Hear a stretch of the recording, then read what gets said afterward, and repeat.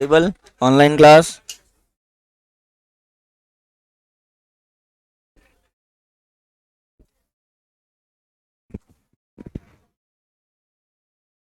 Yes, Ambika, Anmol, Bhumika, Chitra, am I Audible?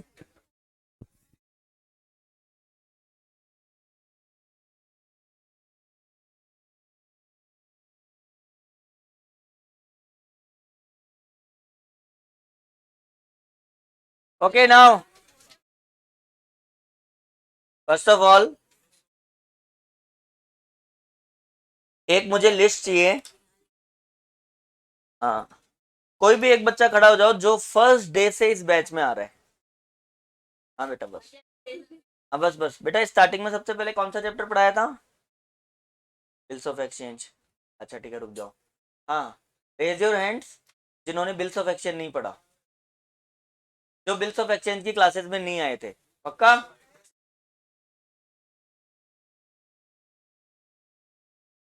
अच्छा एक minute, नीचे नीचे, थैंक यू।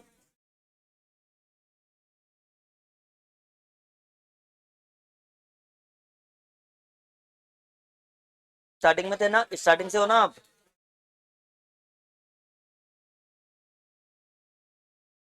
चलो बच्चे, आपको काम देते हैं एक। हाँ बेटा, कॉपी निकालो, पीछे लास्ट पेज। हाँ, ऊपर हेडिंग लिखो बिल्स ऑफ एक्सचेंज, बीओई लिख लो। चलो एक एक करके जल्दी से इसको नाम लिखाओ। बीओई, जिसने बिल्स ऑफ एक्सचेंज की क्लासेस अटेंड नहीं करी थी या जिसको रिवीजन करना है वो भी कर सकता है।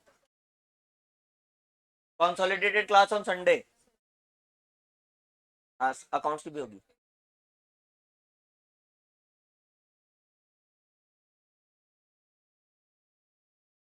Bills of exchange, wait. Hmm.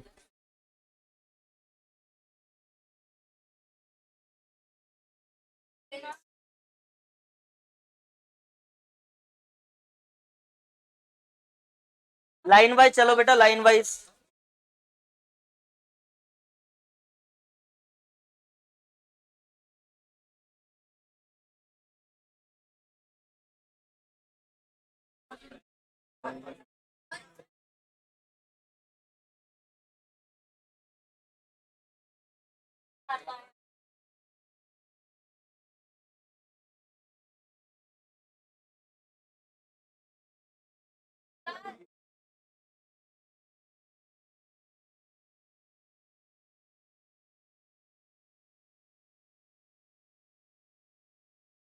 Yes, enough.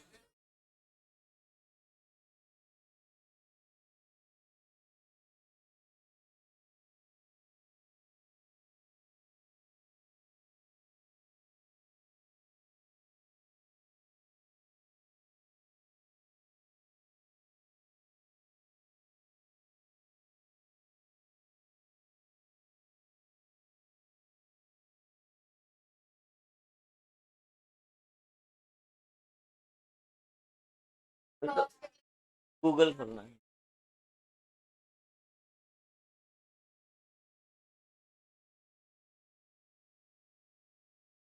हाँ, बिल्स ऑफ एक्सचेंज के नाम लिख लिए।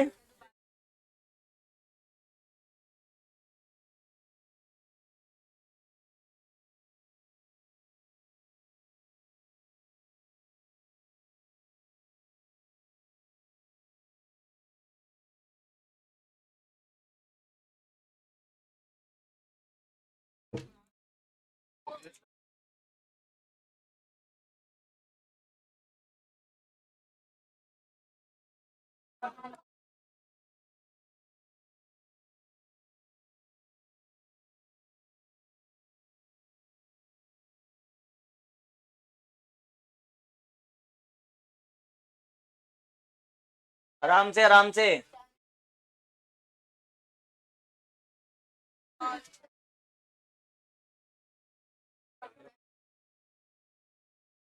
अरे कल्पना, 366 डेज तभी लेना है जब लीप ईयर हो। अगर वो लीप ईयर है तो ही 366 डेज लेंगे, अदरवाइज नहीं लेंगे। आपको देखना है कि क्या वो लीप ईयर में है या नहीं है। Yes, enough.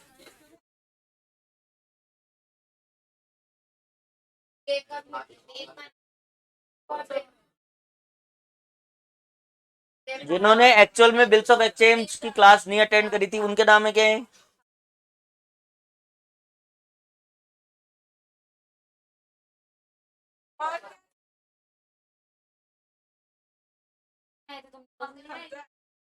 Okay you bills of exchange के अलावा नेक्स्ट चैप्टर डेप्रिसिएशन। आप में से कोई ऐसा है जिन्होंने डेप्रिसिएशन नहीं पढ़ा?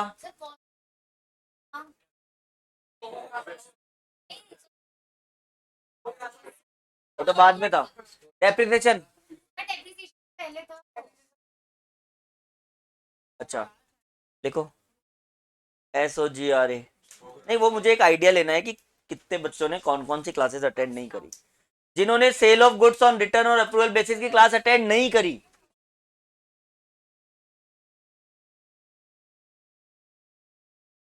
इसमें बेटा ऐसे लिख लो आप 3 2 5 3 8 स्टूडेंट्स ऐसे लिख लो।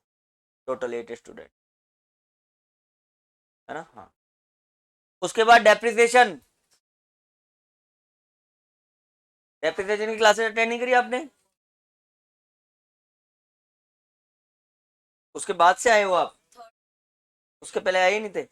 अच्छा देखो डेप्रिसिएशन 4 स्टूडेंट्स 5 लिख लो। और डेप्रिसिएशन के बाद क्या पढ़ा हमने? BRS। BRS में सब आए थे, कंसाइनमेंट में सब आए थे, अकाउंट करंट में सब आए थे। ये तो आप चैप्टर का नाम बताओ कहाँ से आपने स्टार्ट किया था? Account current, account current, consignment, consignment भी नहीं है। अच्छा हाँ लिखो बेटा BRS 2 कंसाइनमेंट 2 और अकाउंट करंट तो सबका हो गया। ओके हाँ इमाम, अगर वो रिकॉर्डिंग अगर ऑनलाइन क्लास अभी जब रिवीजन क्लास होगी कौन सा लेंगे तो ठीक है। मुझे सिर्फ एक आइडिया लेना है तो उस हिसाब से आपकी क्लासेस अरेंज होंगी तो वो देखा जाएगा। ठीक है रखो बेटा बाद में देना। चलो कल वाला जो सेकंड इलस्ट्रेशन था उसका ट्रेडिंग अकाउंट सबने बना लिया? बुक निकालो, कॉपी निकालो। बुक नहीं भी है तो यहाँ देख लेना जिसके पास बुक नहीं है। इस चैप्टर में फुल मार्क्स लाने 15 में से 15, ध्यान से पढ़ लो इसको।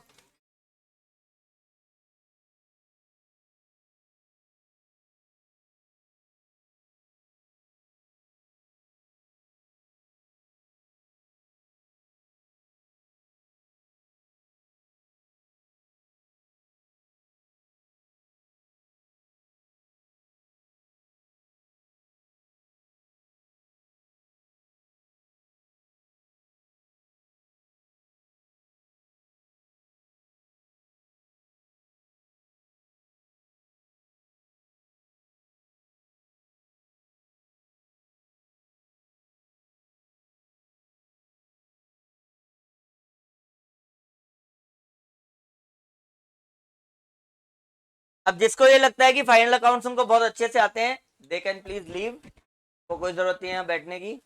तुरंत बाहर हो जाओ और आराम से मौसम का आनंद लो, घूमो फिरो, मजे करो, दूसरों को डिस्टर्ब मत करो यहाँ।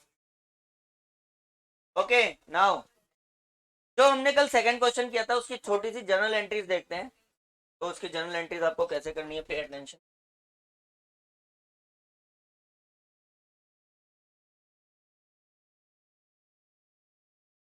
ओके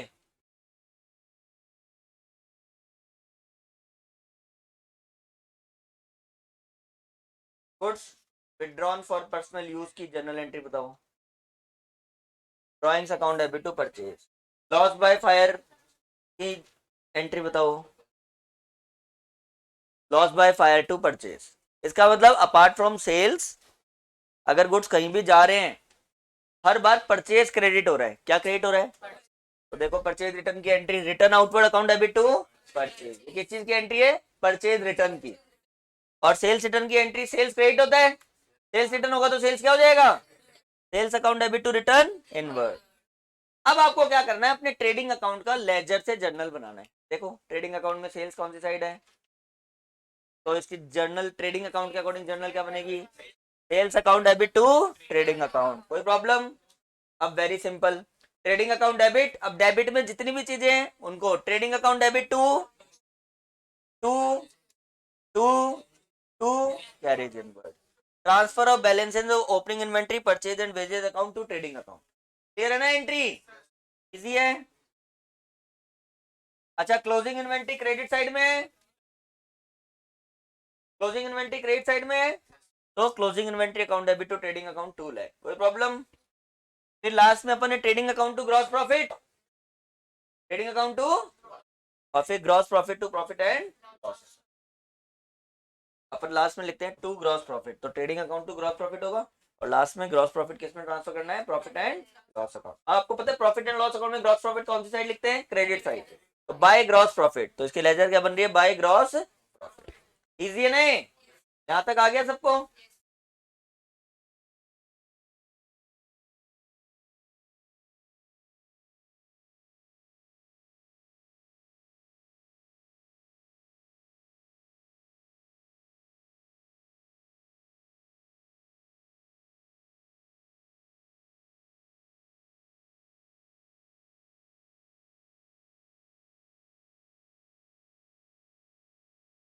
चलो, अब ये क्वेश्चन है, ये रहा।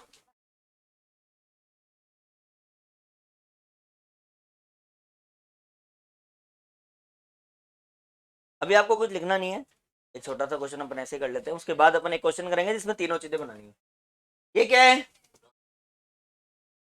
तो by gross profit 4,20,000, profit and loss account ऐसे ही बनता है, बाय ग्रॉस प्रॉफिट 4,20,000, बस। सैलरी, डिस्काउंट क्रेडिट कौन सी साइड आ जाएगा? Credit side, by discount received 18,000। बाकी देखो, salary, discount debit, bad debts, depreciation, legal charges, consultancy fees, audit fee, electricity charges, telephone, postage, telegram, stationery, interest paid, सारे खर्चे हैं क्या? All are the expenses. To legal charge, to consultancy fees, to audit fee, to electricity, to telephone, to stationery, to depreciation, to discount allowed, to bad debts, to interest. कोई problem? Credit के total में से debit का total minus करेंगे तो क्या आ जाएगा? To net profit 43। अब इसके जर्नल देखो, देखो बढ़िया जर्नल आ गई। सारे डेबिट साइड के आइटम को एक ही एंट्री में लिखना है। Profit and loss account debit to salary, legal charge, consultancy, audit fees, electricity, telephone, stationery, depreciation, discount allowed, bad debts और इंटरेस्ट। क्लियर है? क्रेडिट साइड में क्या था? दो चीजें थी हमारे पास, एक तो gross profit to profit and loss account, discount receive to profit and, फिर last entry profit and loss account to net profit, और ये नेट प्रॉफिट किस में चल जाएगा? Net profit to capital. Loss होता तो रिवर्स एंट्री हो जाती, कैपिटल टू नेट लॉस। अब मैं तुम्हें एक छोटा सा काम दे रहा हूँ, और मुझे पूरा बिलीव है कि आप सब वो काम कर सकते हैं।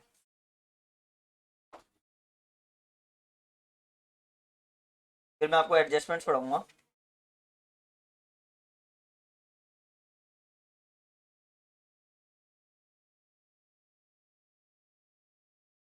लेकिन बस तुम ज्यादा टाइम वेस्ट मत करना, मैक्सिमम 500 सेकेंड्स। आ गया वो, हाँ चलो।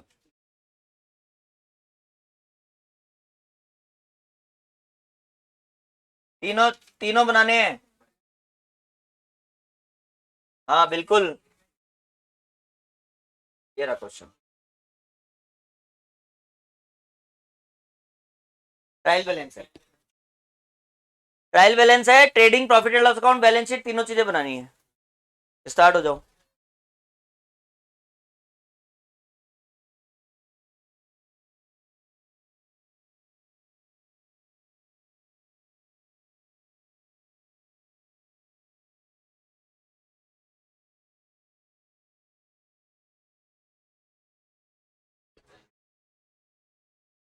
हल्की सी छोटी सी एक प्रैक्टिस है, तीनों चीजें बनाओ।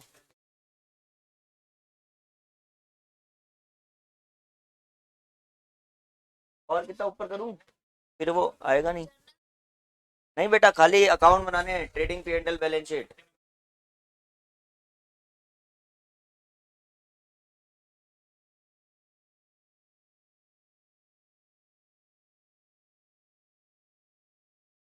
क्या भेज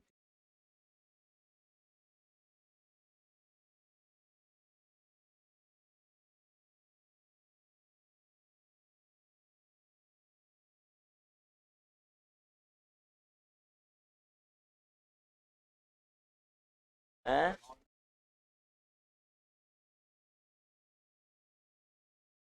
काउंट कर लो।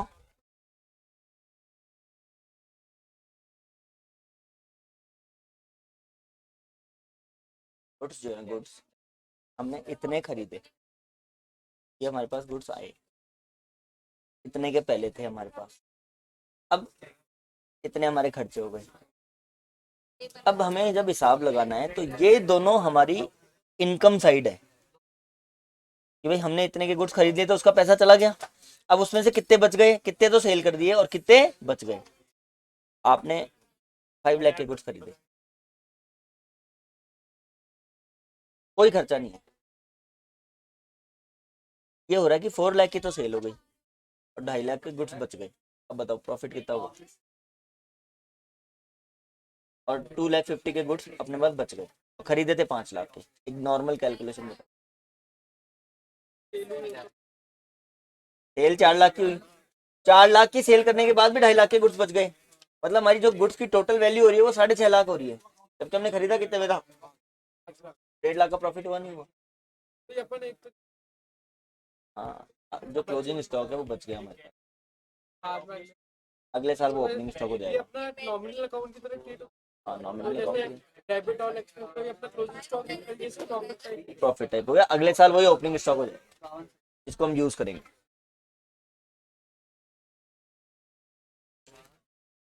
बैलेंस शीट का टोटल आ गया क्या?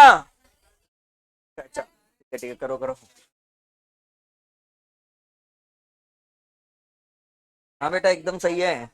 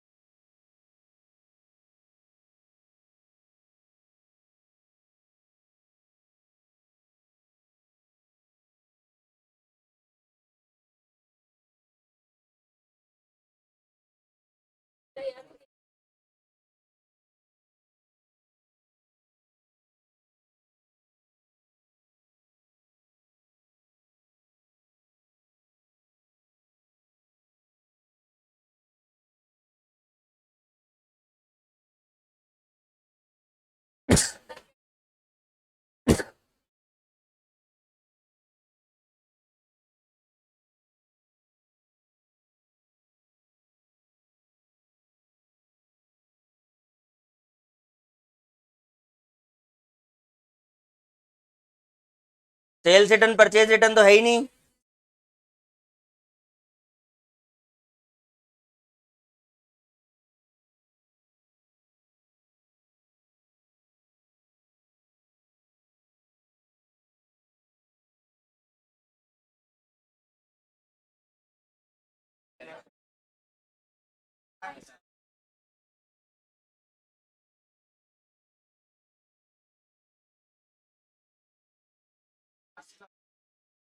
ओके अनिरुद्ध।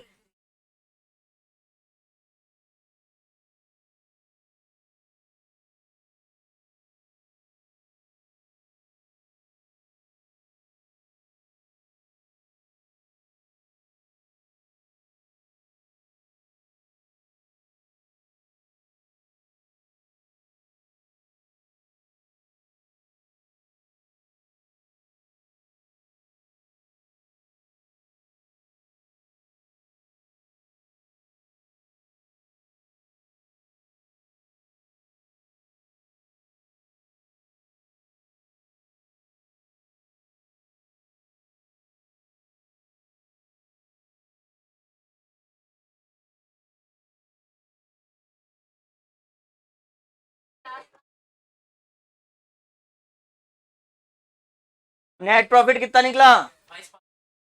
वो तो ग्रॉस प्रॉफिट है, 6,30,000। हाँ,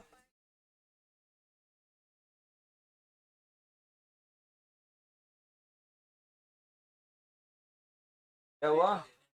तो धीरे काम कैसे चल रहा है? हाँ बेटा, क्या किया अब तक?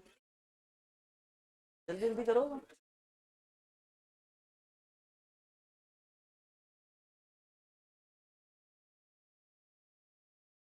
बैलेंस शीट लिक्विडिटी फॉर्म में बनाना बैलेंस शीट। पहले कैश इन हैंड, फिर इन्वेंट्री, फिर मशीन।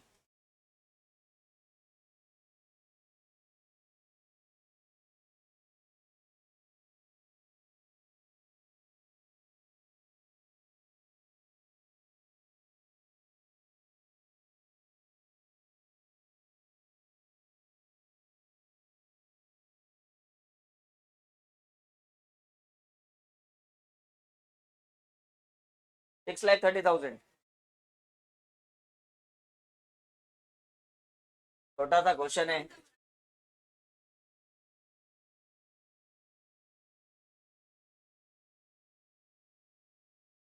बिल्कुल रिसीवेबल एसेट है, पेएबल लाइबिलिटी है।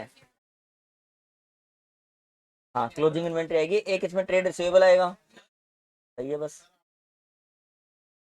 नेट प्रॉफिट ऐड करो ना कैपिटल में।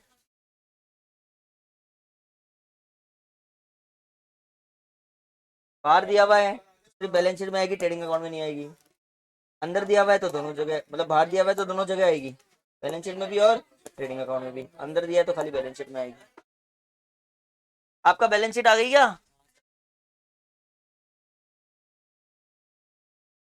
बस तो हो तो गया, और क्या चाहिए?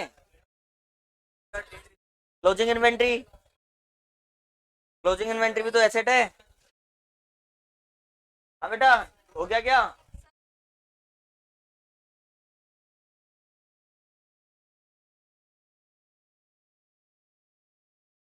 हम्म। हाँ। क्या ट्रेडिंग, क्या पीएनएल बनाया है आपने? कुछ नहीं लिखा। हाँ कैपिटल में ऐड कर दो इसको, नेट प्रॉफिट को बैलेंस शीट में, लाइबिलिटी साइड। 20 लाख आ रहा है क्या बैलेंस शीट का टोटल? कल सा क्वेश्चन था, इसको करने में 10 घंटे लगा दिए।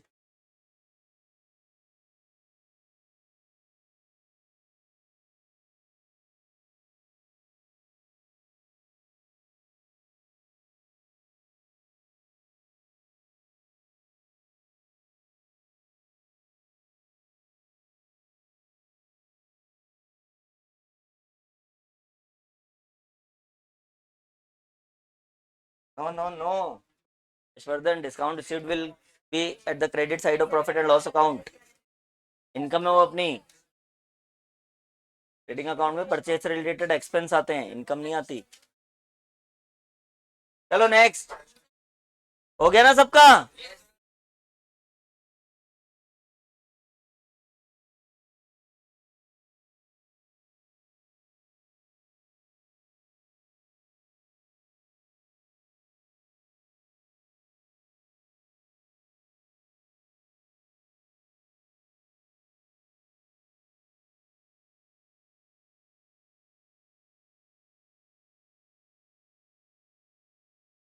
चलो।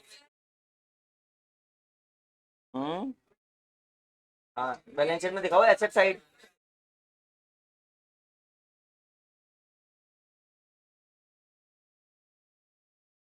ओके नाउ, अब हमें कुछ एडजस्टमेंट्स जो हैं उस पर ध्यान देना है, पे प्रॉपर अटेंशन। ये तो एक नॉर्मल क्वेश्चन था जो विदाउट एडजस्टमेंट था। आई होप आप सबको एडजस्टमेंट आते भी होंगे, बट अपन एक बार रिकॉल करेंगे कौन कौन से एडजस्टमेंट होते हैं, उनका क्या क्या ट्रीटमेंट होता है। चलो स्टार्टिंग से लिखना स्टार्ट कर दो। ऊपर हेडिंग लिखो adjustments in final accounts.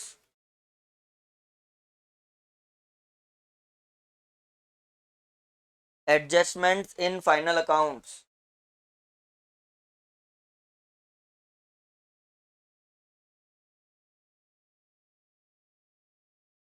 First point लिखो क्लोजिंग स्टॉक।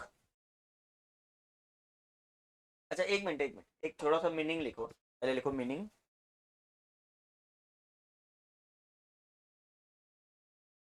देखो,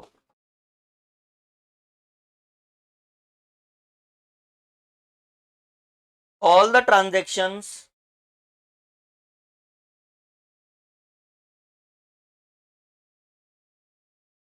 or information which is provided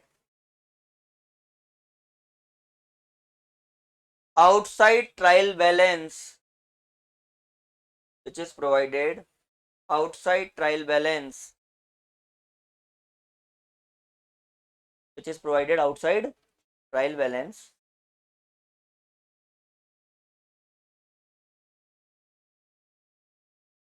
as an additional information, as an additional information are known as adjustments.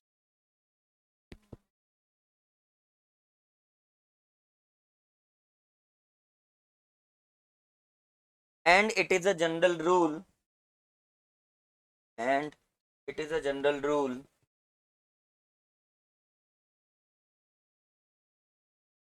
that these adjustments, it is a general rule that these adjustments will be somewhere recorded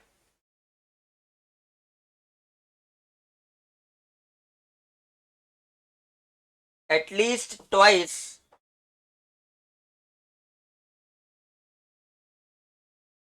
in final accounts.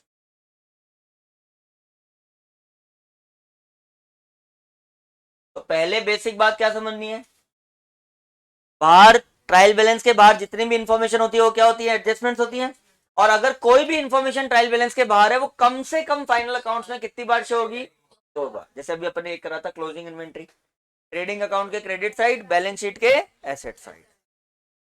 चलो अनिरुद्ध से पूछते हैं, outstanding expense बताओ 2 जगह।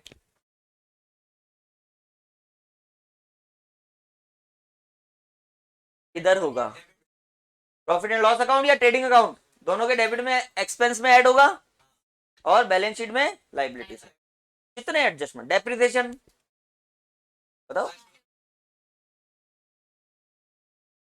P&L में debit side और balance sheet में से एसेट में से माइनस। तो कंफर्म है कि कोई भी एडजस्टमेंट अगर एडजस्टमेंट है तो 2 जगह आएगा ही आएगा। सेम एडजस्टमेंट का कोई भी पॉइंट, सिंपल सी कहानी समझ लो, सेम एडजस्टमेंट का कोई भी पॉइंट अगर ट्रायल बैलेंस के अंदर है तो वो कितनी बार आएगा, तो ट्रायल बैलेंस के बाहर है तो 2 बार, ट्रायल बैलेंस के अंदर है तो 1। ट्रायल बैलेंस के जो अंदर है उसमें भी 90% ट्रांजेक्शन बैलेंस शीट में ही आएंगे। आउटस्टैंडिंग एक्सपेंसेस बाहर नहीं गिवन है, ट्रायल बैलेंस के अंदर गिवन है, only at the liability side of balance sheet because it is already adjusted in the expense. समझ में आ रही ना बात है, तो ये आपको याद रखना। तो पहले अपन जो बाहर गिवन है एडजस्टमेंट्स उनका बेसिक लिखेंगे सबका, उसके बाद अपन अंदर जो लिखे उनका ट्रीटमेंट बताऊंगा, फिर अपन कोई सा भी क्वेश्चन कर सकते हैं। चलो लिखो, फर्स्ट एडजस्टमेंट लिखो क्लोजिंग स्टॉक।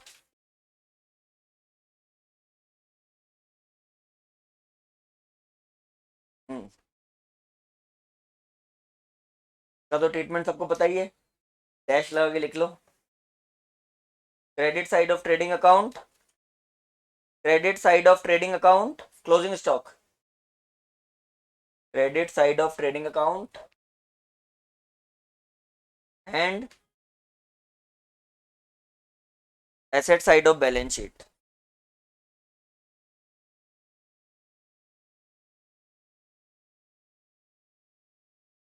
नेक्स्ट पॉइंट लिखो outstanding expenses,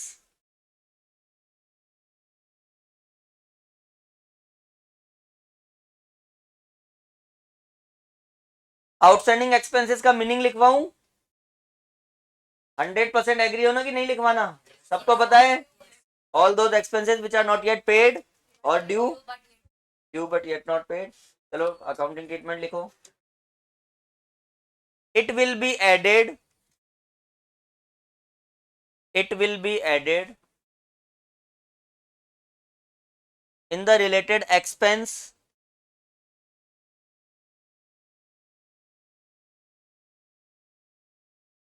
at debit side of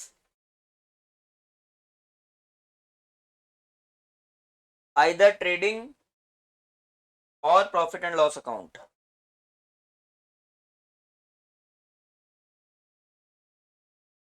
And further and further it will be shown at the liability side of balance sheet.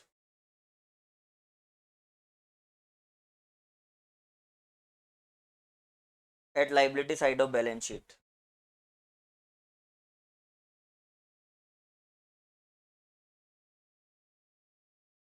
Next point लिखो, प्रीपेड एक्सपेंसेस, इसका reverse करना। हाँ जी, क्यों? Wages outstanding हो तो wages भी तो आउटस्टैंडिंग हो सकता है। हाँ, prepaid expenses, it will be subtracted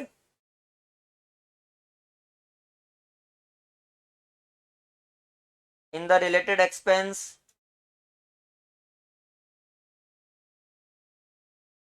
it will be subtracted in the related expense at debit side of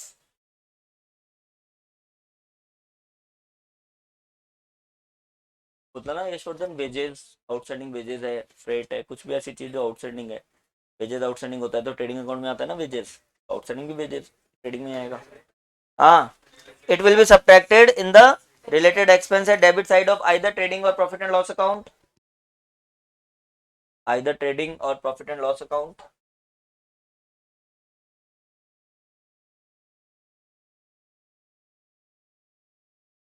and further it will be shown at asset side of balance sheet.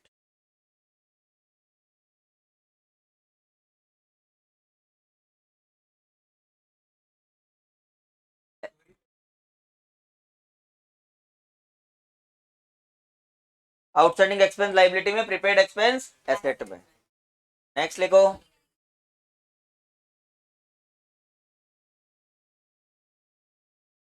Accrued income,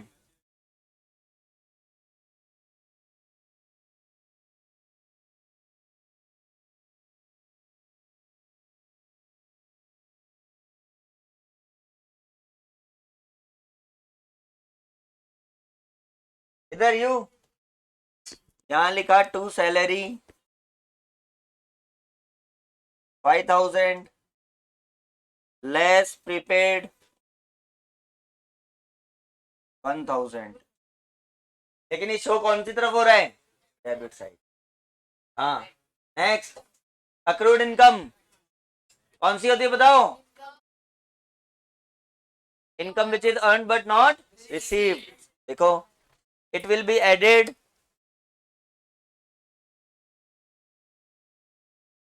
in related income, it will be added in related income at credit side of added in related income at credit side of profit and loss account. It will be added in related income at credit side of profit and loss account, and it will be shown at asset side of balance sheet.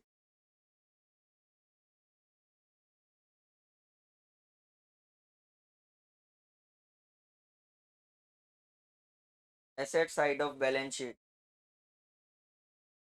Fifth लिखो, unearned income या income received in advance. हाँ, unearned या income received in advance. हाँ जी, आप नहीं लिख रहे? Unearned,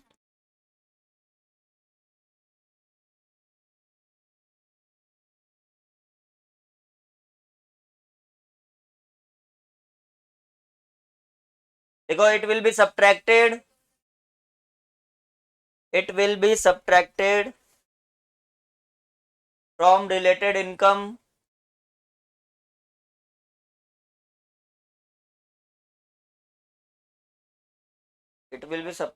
from related income at credit side of P&L, credit side of profit and loss account.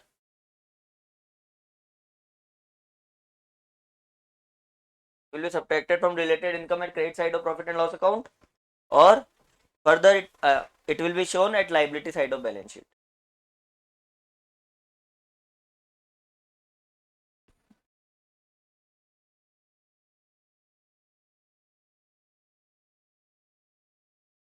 Next लिखो डेप्रिसिएशन।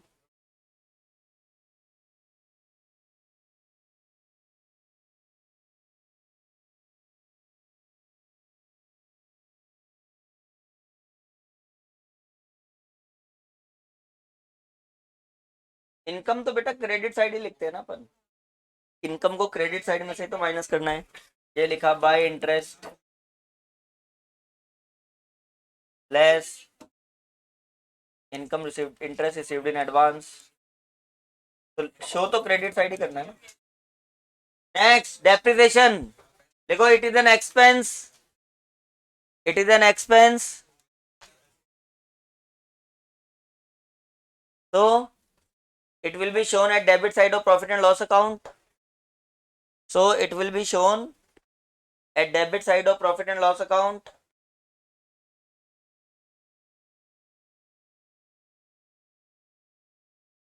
कोई बात नहीं, तो आलस करना है। It is an expense, so it will be shown at debit side of profit and loss account, and it will be subtracted from related asset। related asset समझ गए ना?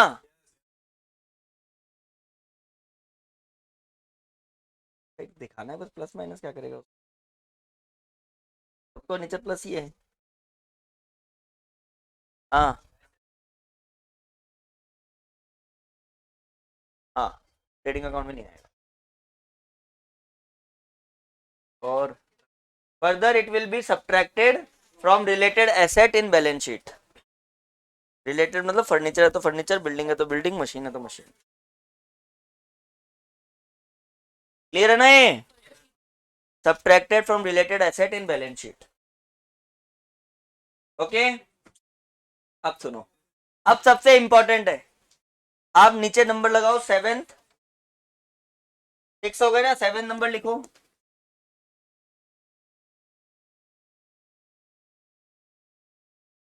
Provision for bad and doubtful date.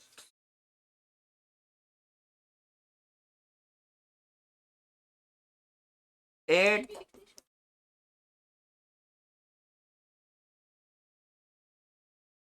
Further bad debts. 9 खाली point लिखना है, provision for discount.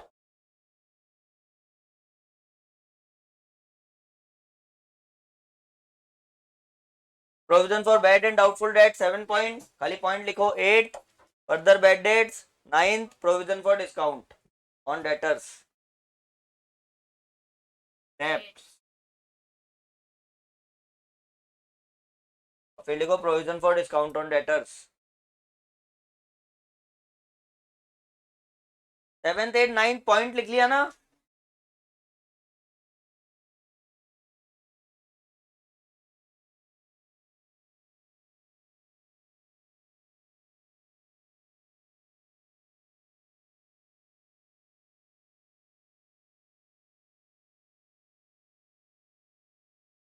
अब एक question अपन करेंगे,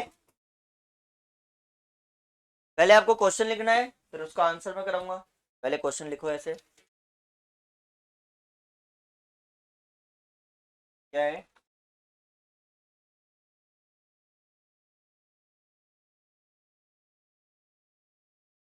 एक ही क्वेश्चन से तीनों चीजें समझ में आ जाएगी, पे प्रॉपर अटेंशन।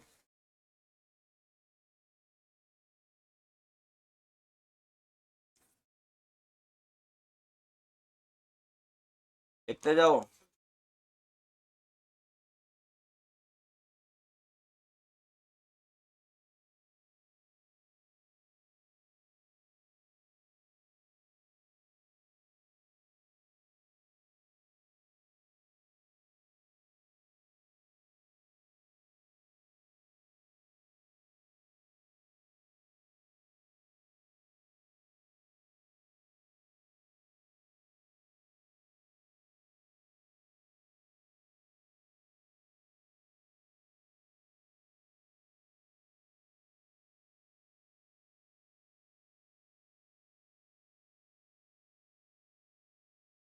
हम्म,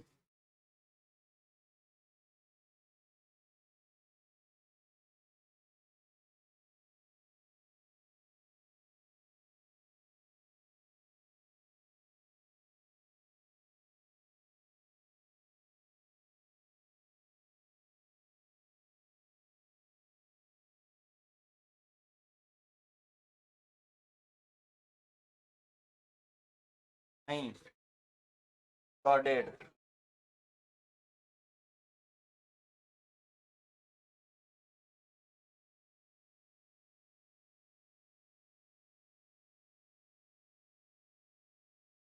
रिकॉर्डेड।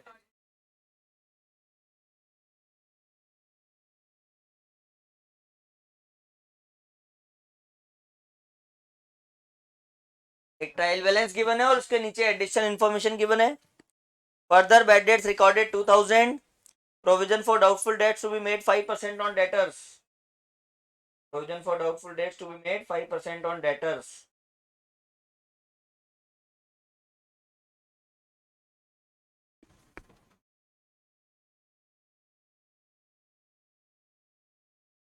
इतना लिख लिया सबने?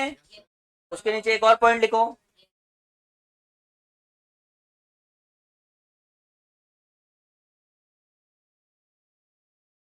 फर्दर बैड डेट्स रिकॉर्डेड 2000 और provision for doubtful debts to be made 5% on debtors.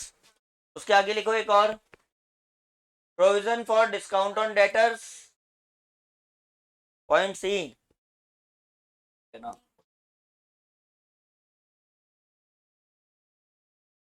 Provision for discount on debtors to be made 2% on debtors.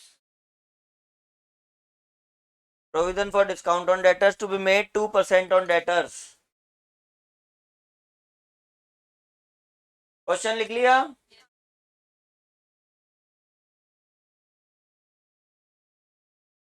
हो गया ना क्वेश्चन?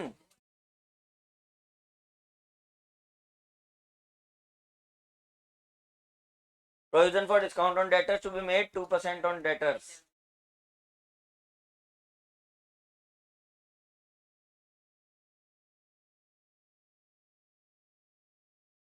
बड़ा स्लो है आपका, ऐसे नहीं जल्दी जल्दी लिखे।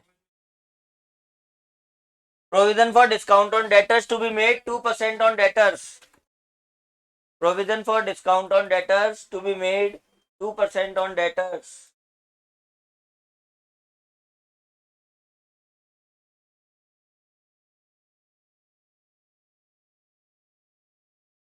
अब सुनो कैलकुलेशन।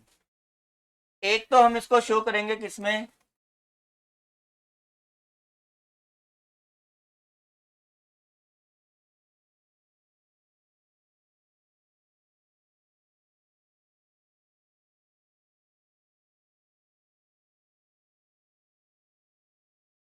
तो इसकी एक छोटी सी कहानी है।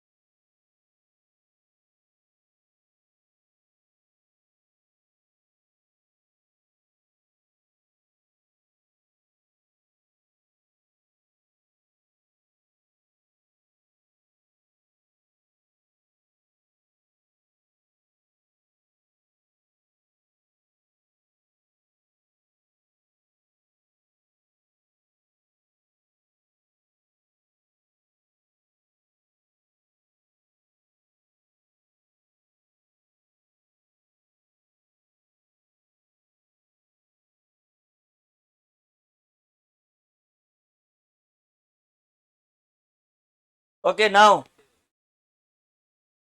तो एक फॉर्मूला जो है वो आपको क्या याद रखना है, if you want to show bad debts और provision in profit and loss account, to old bad debts, क्या लिखा हुआ है, to add new bad debts या further bad debts, add new provision जो हम डाउटफुल डेट से बनाएंगे, और less old provision.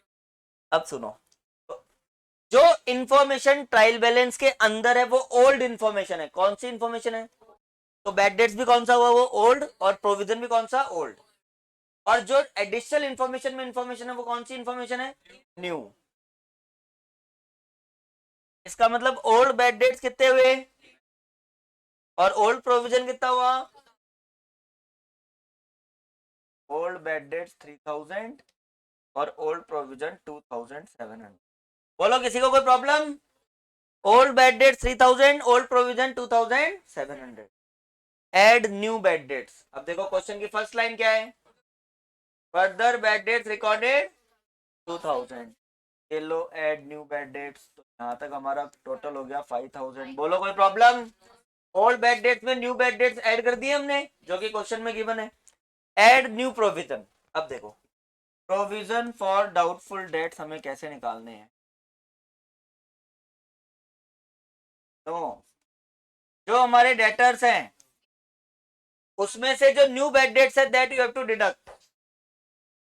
New bad debt कितने हो गए थे? 2000। जो अमाउंट बचा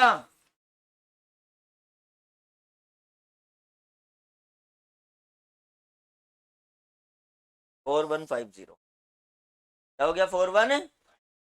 तो क्या करना है, डेटर्स में से न्यू बैड डेट्स माइनस, क्योंकि वो तो बैड डेट्स हो ही गए। तो हमारे पास अब एक्चुअल डेटर कितने बचे हैं? 83,000 के। हमारे पास 85,000 के डेटर्स थे, उसमें से 2,000 के तो और बैड डेट्स हो ही गए। वो तो क्लियर हो गया कि भाई वो बैड डेट्स ही हो चुके हैं, उनका प्रोविजन बना के क्या करेंगे हम, वो तो बैड डेट्स ही हो चुके हैं। एक्चुअल डेटर कितने बचे? 83,000 इंटू 5/100 4150, ये हमारा न्यू प्रोविजन आ गया।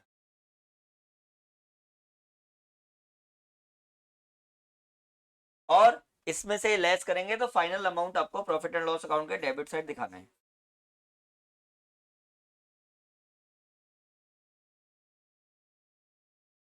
ये था प्रोविजन फॉर डाउटफुल डेट्स का सॉल्यूशन। क्या करना है, ओल्ड बैड डेट्स क्वेश्चन में गिवन है, न्यू बैड डेट्स भी क्वेश्चन में गिवन है, ऐड किया। ऐड न्यू प्रोविजन, लेकिन न्यू प्रोविजन कैसे निकालना है? Debtors minus new bad dates, debtors minus debtors minus bad debt. तो जो अमाउंट आए डेटर्स उसका 5% प्रोविजन बना लिया, तो न्यू प्रोविजन आ गया 4150।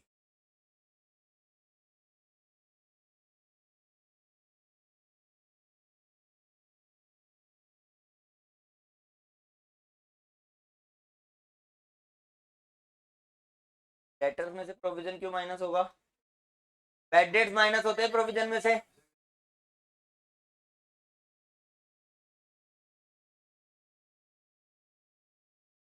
डेटर को डेबिट साइड दिखा रखा है, प्रोविजन को क्रेडिट साइड दिखा रखा है, तो अलग अलग दिखा रखा है ना। तो मेन तो हमें देखना है कि हमारे पास 3,000 के बैड डेट्स थे, 2,000 के बैड डेट्स और हो गए, टोटल बैड डेट्स कितने हो गए? 5,000। 4,150 का हमें एक्सपेक्टेड है। प्रोविजन हम क्यों बनाते हैं? ये हमारे बैड डेट्स हो सकते हैं, इसलिए हमने क्या बना लिया, प्रोविजन बना लिया। तो टोटल डेटर्स हमारे, टोटल जो बैड डेट्स की संभावना है वो कितनी है?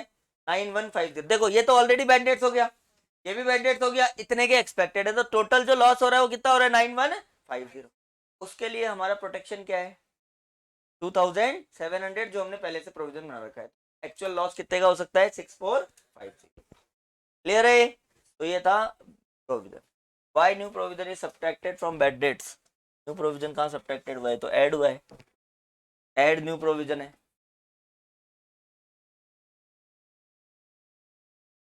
नहीं, why new provision is subtracted from bad debts, can't it be shown separately? New provision तो इसमें ऐड करते हैं, ओल्ड प्रोविजन लेस करते हैं कि इतना हमारा टोटल लॉस है, उसमें से इतना प्रोविजन बना हुआ है, तो हमें एग्जैक्ट लॉस इतना हो रहा है। अच्छा ये बताओ, if this old provision will be more than this amount, अगर यहाँ 10,000 का प्रोविजन बना हुआ होता तो हमारे प्रोविजन का बैलेंस ज्यादा है, जितने भी लॉसेस हमें हो रहे हैं उससे पहले ही ज्यादा प्रोविजन बना हुआ है। तो आपको पता है प्रोविजन का कौन सा बैलेंस होता है? Credit balance. तो अगर यहाँ प्रोविजन ज्यादा होता तो ये सारा प्रोसेस हम कौन सी साइड दिखाते हैं? क्रेडिट। तो आपको करना है, लेकिन वो क्रेडिट साइड। अब देखो प्रोविजन फॉर डिस्काउंट कैसे निकालेंगे। प्रोविजन, अच्छा ये बताओ हम डिस्काउंट किसको देते हैं? गुड डेटर्स को। किसको देते हैं? जिनका कंफर्म है कि भाई ये पैसे देंगे ही देंगे। तो चलो हमारे पास टोटल डेटर्स कितने थे? इसमें से 2,000 तो बहुत ही बुरे डेटर्स निकले, जो बैड डेट्स ही हो गए। उसमें से 4150 की भी क्या है? डाउटफुल। 4150 क्या गुड डेटर्स है क्या? 5% क्या है? डाउटफुल। कभी भी क्या हो सकते हैं? बैड डेट्स हो सकते हैं। तो एक्चुअल में गुड डेटर्स कितने बचे? 78,850 और इनको डिस्काउंट का प्रोविजन बनाएंगे 2%। तो इसका 2% कितना हो रहा है? 1%। तो 2 अलग से दिखाओ उसको, 2 provision for discount on debtors.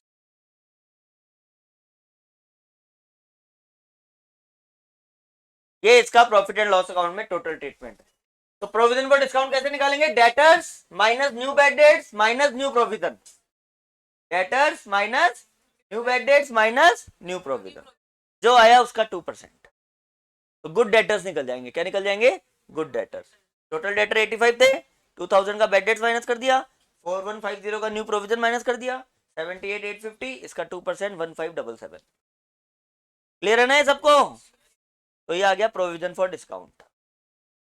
अभी तक तो हमने इसको किसमें शो किया है? Profit and loss account. अब इसका बैलेंस शीट में क्या ट्रीटमेंट, ये सबने नोट कर लिया?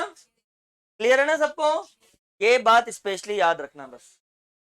प्रोविजन फॉर डिस्काउंट के लिए न्यू प्रोविजन भी माइनस करते हैं और बैड डेट्स भी माइनस करते हैं। हाँ नोट करो।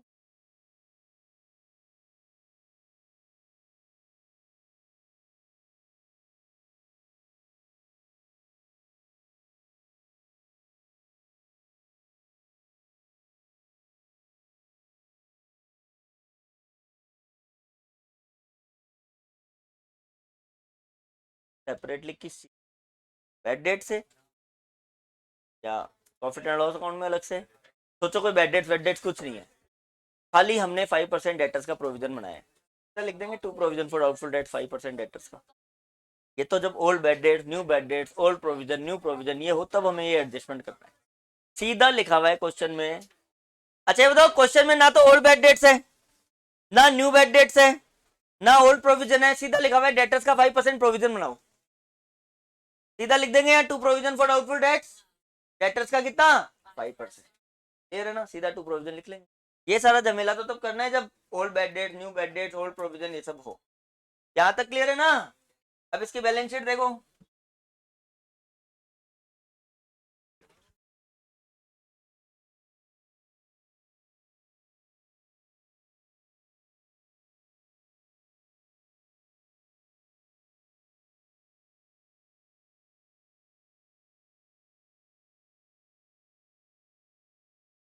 Okay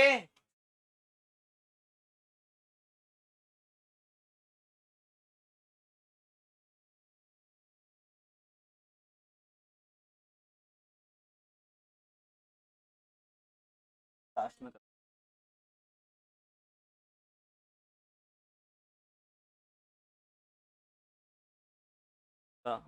treatment general.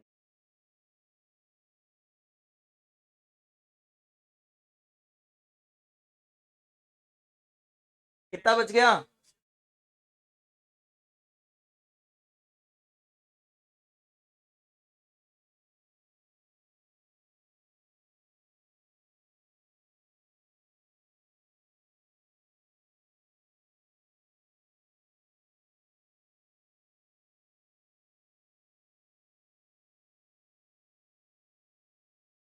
Balance sheet में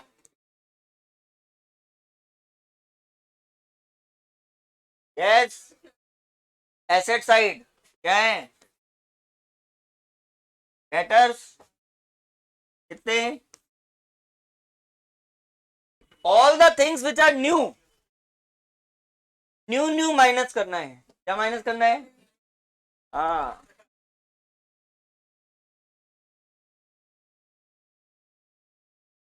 new bad debts new provision for doubtful dates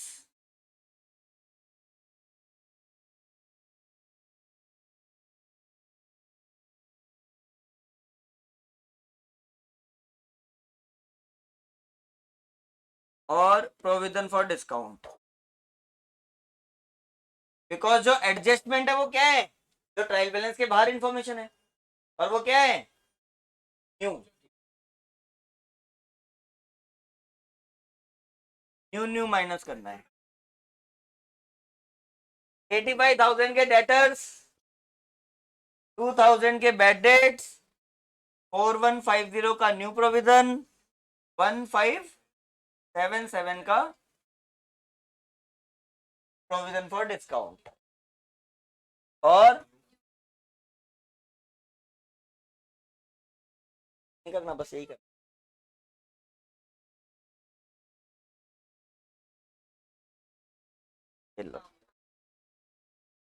total debtor 85, 2,000 के और बैड डेट्स हो गए, बाकी के प्रोविजन बना लिया, कुछ को डिस्काउंट दे दिया, फाइनली हमारे पास बैलेंस बच गया। न्यू न्यू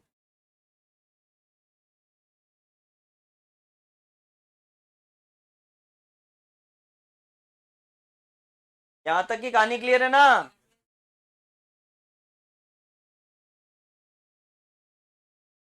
हाँ, ट्रायल बैलेंस में जो बैड डेट्स हैं और ट्रायल बैलेंस में जो प्रोविजन है वो डेटर्स ऑलरेडी एडजस्ट होके ही डेटर आए हैं, इसीलिए हमने उसको खाली एक ही जगह शो किया है, प्रॉफिट एंड लॉस का। चलो जर्नल एंट्रीज, इन ट्रांजैक्शन की जर्नल एंट्री क्या होगी?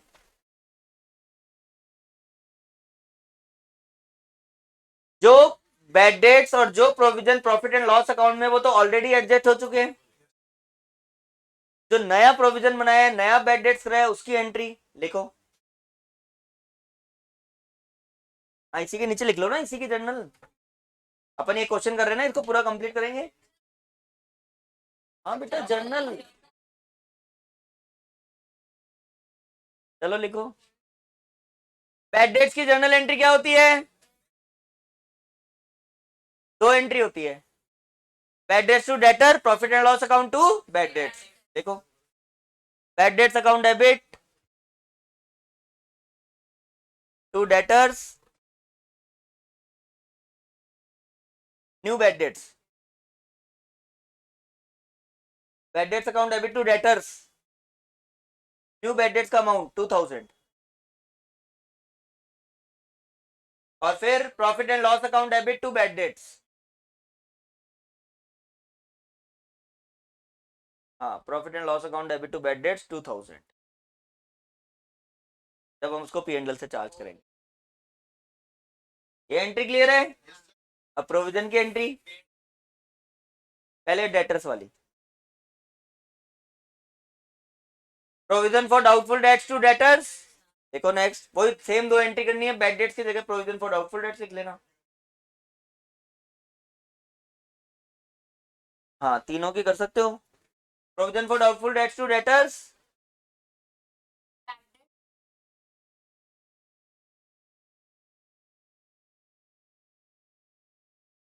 बैड, हाँ बेटा, प्रोविजन फॉर डिस्काउंट भी आ जाएगा, कर सकते हो। अरे हाँ बेटा, कोई बात नहीं, कर सकते हैं। अभी तो मैं अलग अलग ऐसे लिखवा रहा हूँ। देखो, provision for doubtful debts to debtors 4150, और फिर profit and loss account debit to provision for doubtful debts 4150।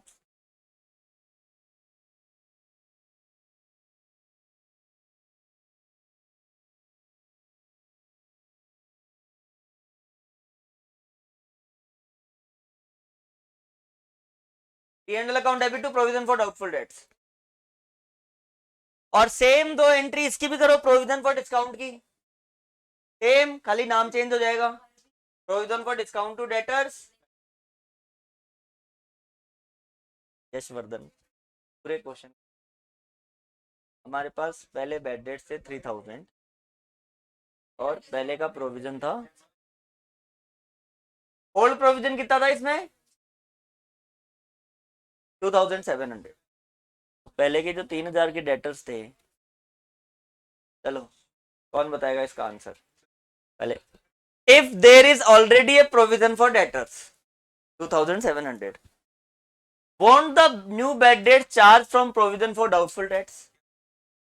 क्या नए बैड डेट्स उस प्रोविजन से चार्ज नहीं होने चाहिए? ये बोल रहा है जब ऑलरेडी प्रोविजन है तो क्या नए बैड डेट्स हम उस प्रोविजन से चार्ज नहीं, हम वही तो करने हैं। एक्चुअल में क्या है, ओल्ड प्रोविजन 2,700 है और ओल्ड बैड डेट 3,000 है, वही कम है। जब ओल्ड बैड डेट्स को चार्ज करेंगे 3000 को प्रोविजन से, तो क्या प्रोविजन जीरो हो जाएगा क्या? Old bad debt 3000, old provision 2700, तो मतलब ओल्ड बैड डेट किससे चार्ज हो गए? ओल्ड प्रोविजन से। तो 300 रुपए तो वही एक्सेस आ रहा है, फिर हमें नए बैड डेट्स और हो गए 2000 के, तब जाके हमने नया प्रोविजन बनाया, तो फिर वो उससे चार्ज हो गए। अगर उसमें एक्सेस बचता चार्ज हो जाता। तो एक सिंपल सा प्रोसेस आपको जो याद रखना है, एक सिंपल सी कहानी याद हो गई ना? Old bad debts add new bad debts add new provision less old provision, ये फॉर्मूला याद रखना। ये था प्रोविजन फॉर डाउटफुल डेट। अब नेक्स्ट देखो 10th पॉइंट, मैनेजर्स कमीशन।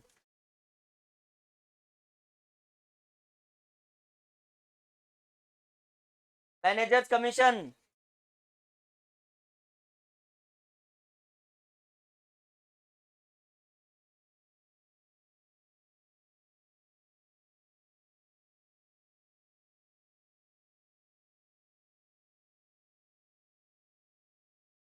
देखो, before charging such commission,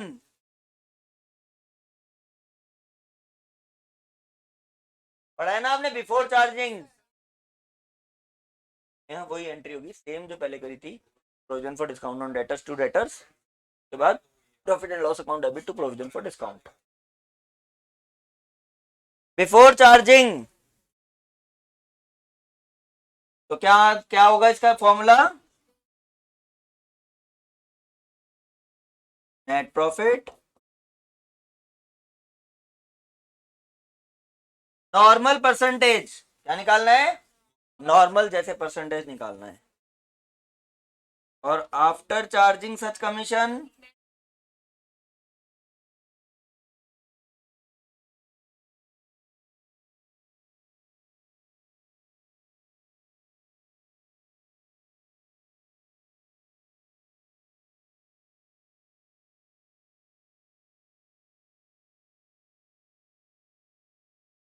after charging है तो 10/110, 20/120, 5/105, net profit into rate upon 100 plus rate.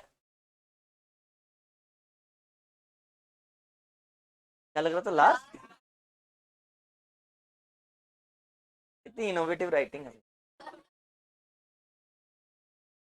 मतलब मेरे 100 प्लस प्लस को लास्ट भी बोला जा सकता है, देखो कितनी अच्छी बात है। 100 प्लस रेट है, वो लास्ट नहीं है। वैसे तो तुम बोलोगे लूट है, LOOT, लूट नहीं है।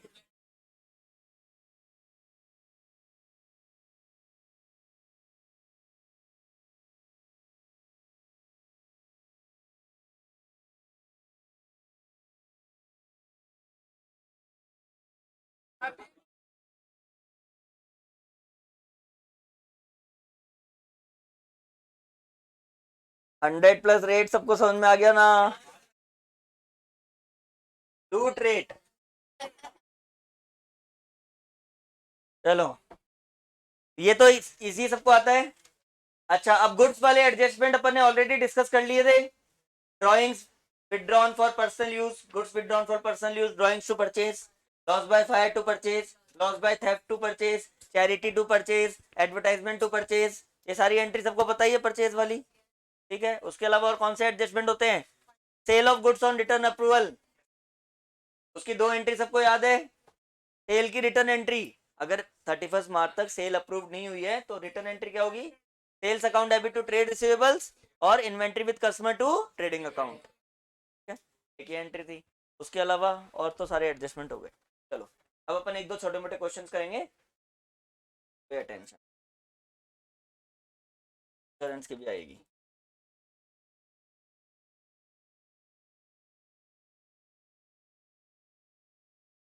अच्छा, चलो इसका आंसर देते हैं। आपका नाम क्या है बच्चे? चलो, हाँ, आप बताओ, आप you stand up. Loss by fire को 2 जगह कहाँ दिखाएंगे? बहुत अच्छा क्वेश्चन। वो अगर लॉस बाय फायर है तो सारी चीजें एक ही जगह सेम रहेगा। हाँ हाँ, उसको अपन फाइनल अकाउंट्स में कहाँ कहाँ शो करेंगे लॉस बाय फायर को?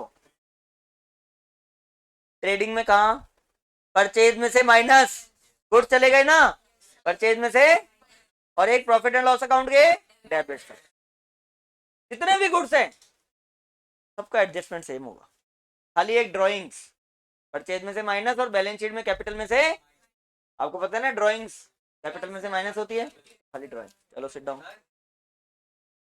इंटरेस्ट ऑन लोन एक्सपेंस है, प्रॉफिट एंड लॉस अकाउंट के डेबिट में, अगर आउटस्टैंडिंग है तो बैलेंस शीट में लायबिलिटी में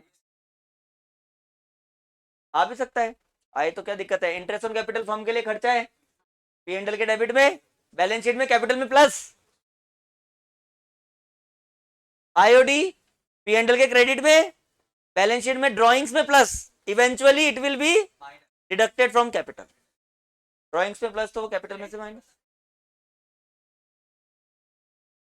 कैपिटल टू आईओसी नहीं, आईओसी टू कैपिटल, हाँ ड्राइंग्स। और क्या था, तो ये बेसिक से ही एडजस्टमेंट्स है, बाकी क्वेश्चन करेंगे तो अपने को आ ही जाएंगे।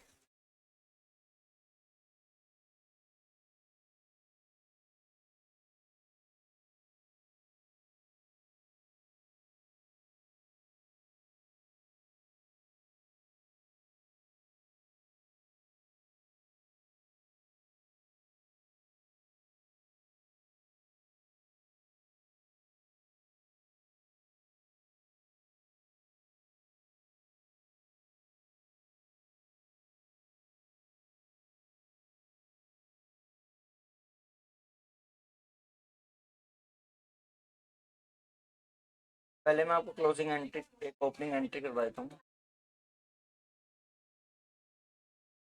हाँ ये देखो, सबसे पहले अपन बैलेंस शीट से ओपनिंग एंट्री करते हैं, क्यों,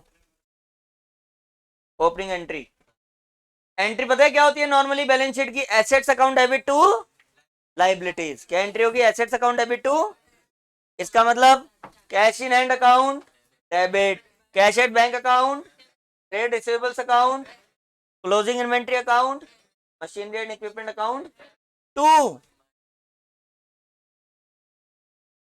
ओपनिंग एंट्री। तो वो ये ओपनिंग एंट्री करनी है, क्या करना है, assets account debit to liability, सही सिंपल है, सारे एसेट डेबिट सारे लाइबिलिटीज क्रेडिट।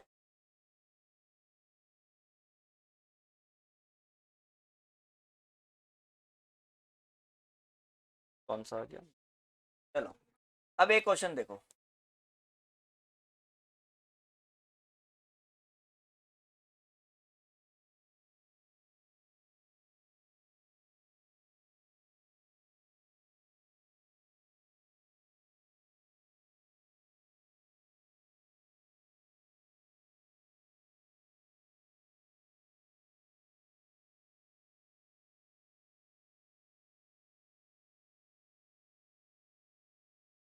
आपकी बुक दिखाना है इसमें, ये illustration।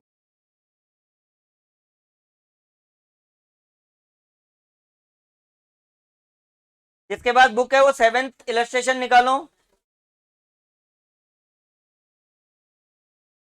एमसीसी वाले में 7th क्वेश्चन,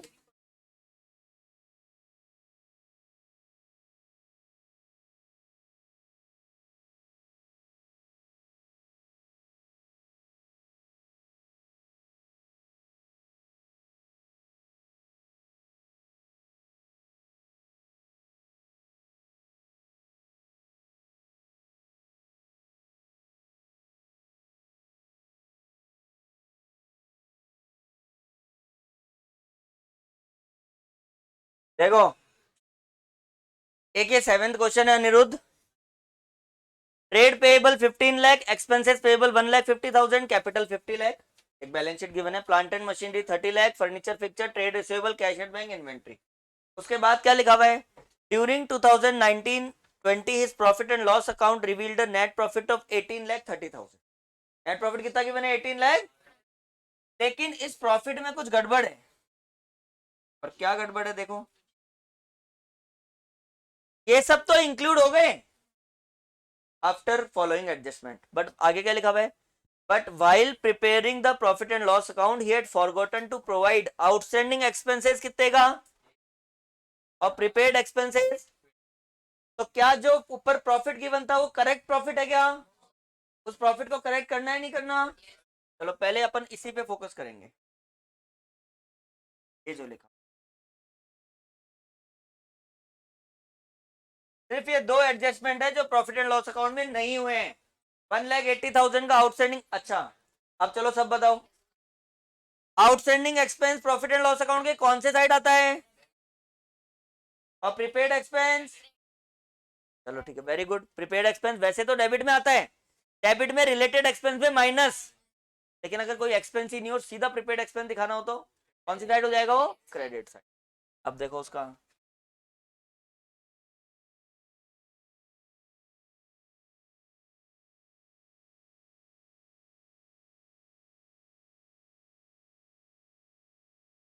चलो देखो, बाय बैलेंस बीडी प्रॉफिट का बैलेंस कितना गिवन है? 18,30,000। टू आउटस्टैंडिंग एक्सपेंसेस 180 का तो एक्सपेंस है, और हमने 20,000 का प्रीपेड दे दिया, तो हमारा जो करेक्ट नेट प्रॉफिट आ रहा है वो कितना आ रहा है? 16,70,000। इस क्वेश्चन में किसी को प्रॉब्लम है यहाँ तक? बहुत ही सिंपल सा एक छोटा सा एडजस्टमेंट करना था। क्या एडजस्टमेंट करना था? एक तो हमने 1830 में प्रीपेड एक्सपेंस तो प्लस कर देंगे, और आउटस्टैंडिंग एक्सपेंस क्या कर देंगे, मतलब वो हमारा खर्चा है वो हमने एडवांस पे कर दिया। तो इसका फाइनल बैलेंस जो profit and loss account revise, तो जो नया प्रॉफिट लेंगे वो कितना लेंगे? 16,70,000। कितना प्रॉफिट लेना है? 16 लाख। क्लियर है ना? 18,30,000। क्वेश्चन में 18,30,000 का नेट प्रॉफिट गिवन है, ये रहा। ये छोटा सा अकाउंट सबको क्लियर है ना? To outstanding expenses 1,80,000 by prepaid expense 20,000।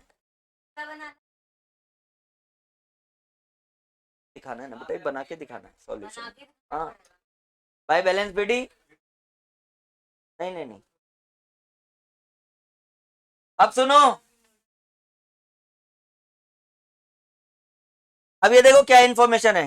His current assets and liabilities, inventory, trade receivable, cash at bank, trade payable given है, ड्रॉइंग्स गिवन है। अब हमें इसकी एक बैलेंस शीट बनानी है। क्या बनानी है इसकी?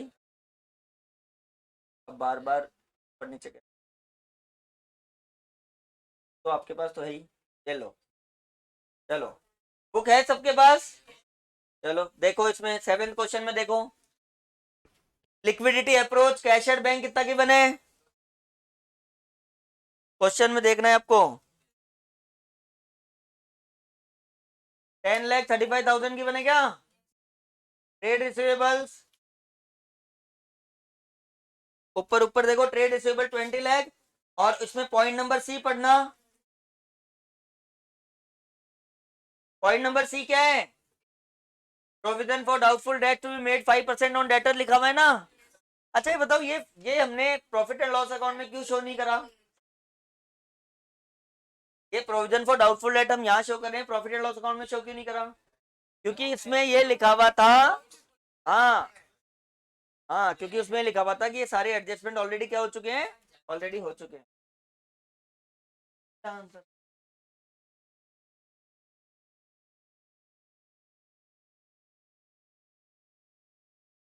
हाँ बोलो, सेम ही तो क्वेश्चन है। तो 20 लाख का 5%, 1 लाख का प्रोविजन है कि नहीं है? प्रोविजन माइनस कर दिया 19 लाख। ऊपर देखो point number B, depreciation on plant and machinery 10%, furniture fixture 5%। Depreciation minus करेंगे नहीं करेंगे? कितने का देखो, plant and machinery 30 lakh, depreciation कितना है? 3 लाख, 27 लाख बच गया, कोई प्रॉब्लम? फर्नीचर फिक्चर 30 लाख, कितना परसेंट डेप्रिसिएशन है? 15,000 माइनस कर दिया। इन्वेंट्रीज देखो, अभी लिखा हुआ है क्वेश्चन में एज इट इज, इन्वेंट्री 14,50,000, और प्रीपेड इंश्योरेंस अभी था ना 20,000, वो हमारा एसेट है। क्लियर है? ये सारे एडजस्टमेंट क्लियर है ना अनिरुद्ध? ऊपर क्वेश्चन में था ना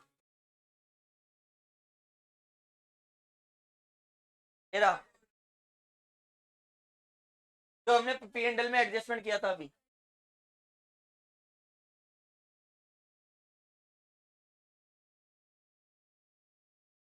कैपिटल 50 लाख, क्वेश्चन में देखो कैपिटल गिवन है 50 लाख, पीछे कैपिटल गिवन है, इसमें क्या ऐड करेंगे? Net profit 6 lakh rupees use for domestic use.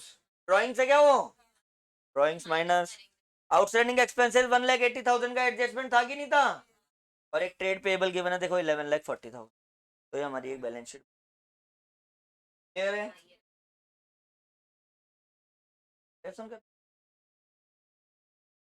आए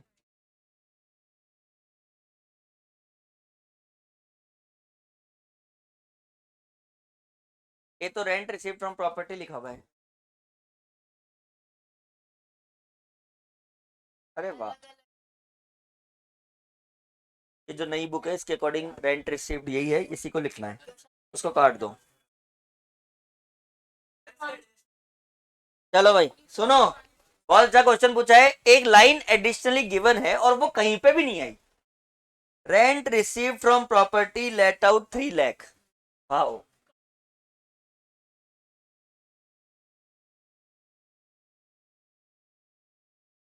यहाँ देखो,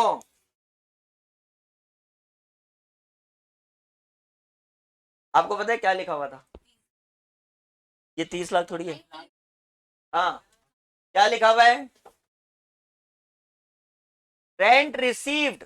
अच्छा, ये जो एबीसी पॉइंट है, इसके पहले एक लाइन लिखी हुई थी कि the net profit showing 18,30,000 after above adjustment. इसका मतलब तुम क्या समझ रहे हो कि ये 3 लाख रुपए का rent receive profit and loss account के क्रेडिट साइड में ऑलरेडी शो हो चुका है, तभी तो प्रॉफिट 18,30,000 आया है। यहां तक की कहानी। क्या ये रेंट रिसीव्ड बैलेंस शीट में आता है क्या, प्रॉफिट एंड लॉस अकाउंट में एडजस्टमेंट होना था और वहां पे ऑलरेडी हो चुका है, क्या ये आना था क्या, ये तो खाली आइटम ही किसका है, पी एंड एल अकाउंट का, किसका आइटम है, बैलेंस शीट का, इससे कोई लेना देना ही नहीं है। तो हमारा प्रॉफिट एंड लॉस अकाउंट जो 1830 आया है उसमें ऑलरेडी एडजस्टेड है, इसलिए प्रॉफिट एंड लॉस अकाउंट में शो नहीं करा। उसमें खाली, उसमें भी क्या लिखा हुआ है, he has forgotten only outstanding expense and prepaid expense, ये वाले तो एडजस्टमेंट हो चुके हैं। अदरवाइज तो हम प्रोविजन फॉर डाउटफुल डेट भी दिखा सकते थे, पी एंड एल में डेप्रिसिएशन भी दिखा सकते थे, लेकिन वो ऑलरेडी हो चुके हैं। वो क्वेश्चन की लैंग्वेज है तो हमें फॉलो करना, क्लियर है ना ये। अरे बेटा वो लाइन, वो वाली लाइन काट के ये वाली इसमें ऐड करते कैपिटल में, वो ऑलरेडी एडजस्टेड है समीक्षा, क्वेश्चन में लिखा हुआ है कि ऑलरेडी एडजस्टेड है। अच्छा, बैलेंस शीट में इन्वेंट्रीज गिवन है, एक मिनट, क्लोजिंग इन्वेंट्री इसमें गिवन है 14,50,000, बैलेंस शीट में इन्वेंट्री गिवन है 13 लाख। देखो ये बैलेंस शीट है 1 अप्रैल 2019 की, सुनो ध्यान से, सुनना चाहिए, ये बैलेंस शीट 1 अप्रैल 2019 की है। अच्छा ये बताओ, ये जो 7th इलस्ट्रेशन में स्टार्टिंग में जो बैलेंस शीट लिखी हुई है, क्या हमें ये एज इट इज फॉलो करनी है क्या, आप समझो कॉन्सेप्ट, दोबारा समझ लो। क्यों, ये 1 अप्रैल 2019 की बैलेंस शीट गिवन है, हमें बैलेंस शीट बनानी है 31 मार्च 2020 की। तो हुआ क्या, इसमें से कुछ इंफॉर्मेशन चेंज हो गई, वो हमें क्वेश्चन में गिवन है। जैसे पहले इसमें इन्वेंट्री थी 13 लाख, अब इन्वेंट्री लिखा हुआ है 14,50,000, तो हम कौन सी वाली लेंगे, जो 31 मार्च को है। इसमें कैश एट बैंक लिखा हुआ है 6,50,000, नीचे लिखी हुई है 1035, तो हमने कौन सी ली है 1030। मतलब we have to make balance sheet on 31 March 2020, so we will use all the balances available on 31 March 2020। इसमें से हमने खाली मशीनरी ली, उसका डेप्रिसिएशन लगा दिया, इसमें से हमने फिक्चर लिया, उसका क्या लगा दिया, डेप्रिसिएशन लगा दिया, बाकी सब क्लोजिंग बैलेंस लेने हैं। नए अमाउंट से जो गिवन है वो भी सारी इंफॉर्मेशन गिवन है। इस बैलेंस शीट का यूज कैपिटल के लिए, कैपिटल लेंगे, नेट प्रॉफिट है ड्रॉइंग्स माइनस काम करना। अच्छा, पहले तो आप सब, ये जो ये वाली बुक का फर्स्ट चैप्टर है, आज आपको कौन कौन से क्वेश्चन करने हैं, कौन कौन से मैंने करवा दिए, वो सुनो ध्यान से, वो सेम नंबर है। देखो सुनो, इलस्ट्रेशन फर्स्ट सेकंड अपन ने कल ही कर लिया था, उसकी जनरल एंट्री आज करी थी। तुम्हें क्या करना है वो सुन लो तुम, थर्ड इलस्ट्रेशन भी अपन ने आज कर लिया, प्रॉफिट एंड लॉस अकाउंट का थर्ड इलस्ट्रेशन। हाँ, एक तो लिखो तुम्हें क्या करना है, इलस्ट्रेशन 4, हाँ वो तुम्हें करना है। फिफ्थ मैंने तुमसे अभी आज करवाया था यहाँ पे। एक तुम्हें इलस्ट्रेशन 6 करना है, खाली बैलेंस शीट बनानी है छोटी। तो क्या करना है तुम्हें, इलस्ट्रेशन 4 इलस्ट्रेशन 6। 7 अभी अपन ने कर लिया। 8 तुम्हें करना है, 9th भी तुम्हें करना है, 10th भी तुम्हें करना है, 11th भी तुम्हें करना है। कितने हो गए, 4 6 8 9 10 11। अब नीचे लिखो जो मैं करवाऊंगा। 12th,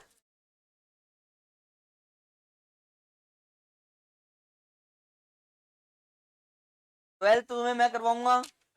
अब सुनो, अनसॉल्व में, अनसॉल्व में सारे मैं करवाऊंगा अपार्ट फ्रॉम इलस्ट्रेशन 3, वो बहुत इजी है। तो एक अनसॉल्व 3, तो इसमें लिखो अनसॉल्व 3, वो भी तुम्हें करना है। 5 क्वेश्चन मैं कराऊंगा, बाकी सारे तुम्हें करके लाने कल तक।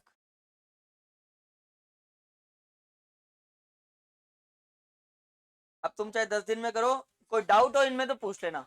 एमसीसी में 13 14 15 16 17, इनमें से 15 आपको करना है, बाकी मैं कराऊंगा। 15 करना है आपको। हाँ बेटा, 15 में देखो ट्रेडिंग पी&ल बनाना है ना। 15 आपको करना है, 13 14 16 17 मैं कराऊंगा। हाँ, थर्ड क्वेश्चन क्या है, ट्रेडिंग पी&ल अकाउंट बैलेंस शीट। नहीं, उसमें आप देखो 15th क्वेश्चन, 15 नहीं 16th, सॉरी, एमसीसी मॉड्यूल का 16th करना है तुम्हें। 16 में देखो ट्रेड रिसीवेबल 350 है क्या, हाँ ये वाला क्वेश्चन 16 तुम्हें करना है, 15 नहीं करना। 14 15 17 18 मैं कराऊंगा, और एक 12th में कराऊंगा। 12, हाँ 13 तो छोटा सा 1 मिनट का क्वेश्चन है।